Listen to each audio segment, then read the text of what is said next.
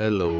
എറണാകുളത്ത് നിന്ന് ഗ്രീഷ്മയുടെ അച്ഛനും അമ്മയും ഇങ്ങ് ട്രിവാൻഡ്രത്തേക്ക് വന്നിട്ടുള്ളത് ഒരു ചെറിയ ഫംഗ്ഷൻ അറ്റൻഡ് ചെയ്യാൻ വേണ്ടിയാണ്. ഇന്ന് ഞങ്ങളുടെ താരുവിന്റെ ചോറ് കൊടുപ്പാണ്. അതിന്റെ സന്തോഷം കണ്ടില്ലേ? ഗ്രീഷ്മ ഇതുപോലെ എന്തെങ്കിലും ഫംഗ്ഷന് മാത്രമേ ഞാൻ ഒരുങ്ങി കാണാറുള്ളൂ. രാവിലെ തന്നെ എല്ലാവരും റെഡിയായി നേരെ അമ്പലത്തിലേക്ക് പോയി. എന്റെ കുടുംബക്ഷേത്രത്തിൽ വെച്ചിട്ടാണ് അവന്റെ ചോറൂണ് നടത്തുന്നത്. എന്റെ അമ്മമ്മയുടെ അനുഗ്രഹം മേടിക്കാൻ വേണ്ടി വന്നതാണ്. അമ്മമ്മ ആദ്യമായിട്ടാണ് താരുവിനെ നേരിട്ട് കാണുന്നത്. ഈ അമ്പലത്തിൽ വെച്ചിട്ടാണ് താരുവിന്റെ ചോറ് കൊടുപ്പ് നടത്തുന്നത്. ഇതൊരു ചെറിയൊരു അമ്പലമാണ്. പണ്ട് ഇതൊരു കാവായിരുന്നു. അത് കുറച്ച് റിനോവേറ്റ് ചെയ്താണ് ഇപ്പോൾ ഒരു ചെറിയ അമ്പലം രീതിയിലേക്ക് ഞങ്ങൾ മാറ്റിയിട്ടുള്ളത്. ആദ്യമായിട്ടാണ് താരു ഒരു അമ്പലത്തിൽ കയറാൻ പോകുന്നത്. അതുകൊണ്ട് തളിച്ചിട്ടൊക്കെയാണ് അവൻ അകത്ത് കയറ്റിയത്. ഞാനൊരു ദൈവവിശ്വാസി അല്ലെങ്കിലും എന്റെ ചുറ്റുപാടുമുള്ള എല്ലാവരും ദൈവവിശ്വാസികളാണ്. അതുകൊണ്ടാണ് ഈ അമ്പലത്തിൽ വെച്ചിട്ട് അവന്റെ ചോറുകൊടുപ്പ് നടത്തിയത്. ഞാനും ഗ്രീഷ്മയും അത് കഴിഞ്ഞ് എന്റെ അച്ഛനമ്മയും അവളുടെ അച്ഛനമ്മയും എല്ലാവരും അവന് ചോറ് കൊടുത്തായിരുന്നു. ആദ്യമൊക്കെ ഒന്ന് പിടിച്ചു നിന്നെങ്കിലും പിന്നീട് അവൻ നന്നായിട്ട് കരയാൻ തുടങ്ങി.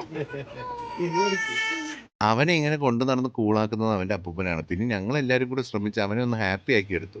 വീട്ടിൽ ഉച്ചയ്ക്ക് ഒരു സദ്യ ഉണ്ടായിരുന്നു. വൈകുന്നേരമാണ് ഫ്രണ്ട്സിനും ഫാമിലിക്കും വേണ്ടിയുള്ള ഫുഡെല്ലാം അറേഞ്ച് ചെയ്ത് തരുന്നത്. ഉറങ്ങിക്കിടന്ന തരുണിനെ വിളിച്ചുണർത്തി അവൻ ആദ്യമായിട്ട് വീട്ടിലിരുത്തി ചോറ് കൊടുക്കാൻ വേണ്ടി പോവുകയാണ്. വൈകുന്നേരത്തെ ചിക്കൻ കറി ഉണ്ടാക്കുന്നത് ഗ്രീഷ്മയുടെ അച്ഛനാണ്. പുള്ളി ഹോട്ടൽ ഫീൽഡിലായതുകൊണ്ട് ഞങ്ങൾക്ക് ആ ഒരു കാര്യത്തിൽ ടെൻഷൻ ഇല്ലായിരുന്നു. ഫ്രൂട്ട്സ് സലാഡിനുള്ള ഫ്രൂട്ട്സ് കട്ട് ചെയ്തത് ഞാനും ഗ്രീഷ്മയും ചേർന്നിട്ടാണ്. വൈകുന്നേരം ആയപ്പോൾ ഓരോ ബന്ധുക്കളും വന്നു തുടങ്ങി. താരു അവന്റെ അമ്മയെപ്പോലെ ഇൻട്രോവേർട്ട് ആണെന്ന് തോന്നുന്നു. ആളുകൾ വരുന്നുണ്ടെന്ന് മനസ്സിലാക്കി ഉറങ്ങിയ താരുവാണ്. രാത്രി 10 മണിക്കാണ് അവൻ പിന്നീട് എണീറ്റത്. ചോറൂണിന്റെ ഫുൾ വീഡിയോ ഗ്രീഷ്മയുടെ യൂട്യൂബ് ചാനലിൽ അപ്ലോഡ് ചെയ്തിട്ടുണ്ട്. ഉറപ്പായിട്ട് നിങ്ങളൊന്ന് കണ്ടു നോക്കുക. അപ്പോൾ ശരി, ബൈ.